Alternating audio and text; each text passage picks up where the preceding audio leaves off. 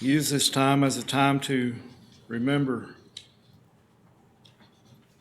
death upon the cross and partake of the Lord's Supper each week.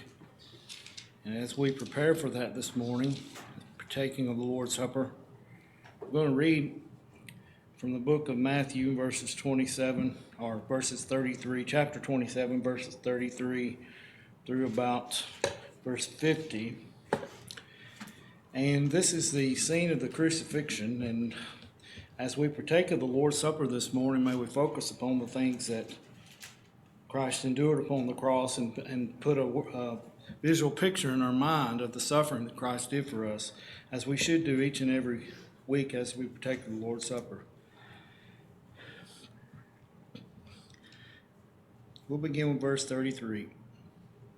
And when they were coming to a place called Golgotha, that is to say, a place of a skull, they gave him vinegar to drink, mingled with gall. And when he had tasted thereof, he would not drink.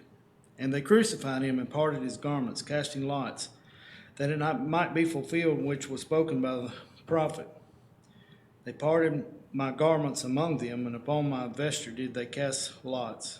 And sitting down, they washed him there, and set up over his head accusation written, "This is Jesus, the King of the Jews." Then were there two thieves crucified with him, one on the right hand and another on the left. And they passed by, reviled him, wagging their heads, and saying, "Thou that destroyest the temple and buildest it up in 3 days, save thyself, if thou be the Son of God, come down from the cross."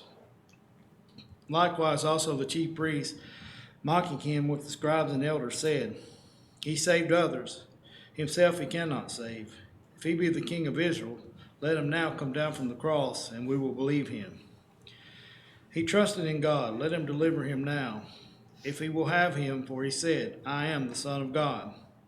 These also which were crucified with him cast the same in his teeth. And from the 6th hour there was darkness over all the land until the 9th hour. And about the 9th hour Jesus cried with a loud voice, saying, "Eli, Eli, lama sabachthani," what is to say, my God, why hast thou forsaken me?" Some of them that stood therefore, when they heard that, said, "This man calleth for Elias." And straightway one of them ran, and took a sponge, and filled it with vinegar, and put it on a reed, and gave it him to drink. The rest said, Let be, let us see whether Elias will come to save him." Jesus, when he had cried again with a loud voice, yielded up the ghost. You know, as I said many, many times, and if you read the New Testament, you understand that no matter what day of the week it is, to always reflect on what Christ did for us, and that will keep us in the straight and narrow way.